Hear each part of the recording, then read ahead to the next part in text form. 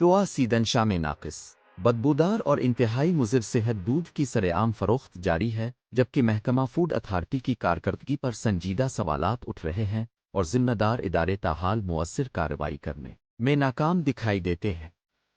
شہریوں کے مطابق فروخت ہونے والا دودھ نہ صرف پینے کے قابل نہیں بلکہ چائے بنانے کے بھی قابل نہیں رہا، جس سے بچوں، بزرگوں اور عام شہریوں کی صحت کو شدید خطرات لاحق ہیں۔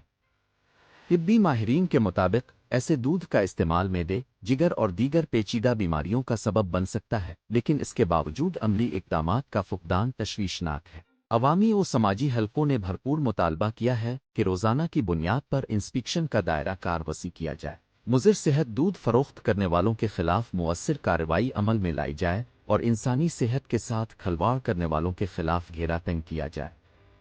ساتھ ہی افسران بالا سے فوری نوٹس لے کر غیر جانبدارانہ کارروائی اور ذمہ داران کو قانون کے مطابق سخت سزا دینے کا مطالبہ کیا گیا ہے تاکہ شہریوں کو محفوظ اور معیاری خوراک کی فراہمی یقینی بنائی جا سکے۔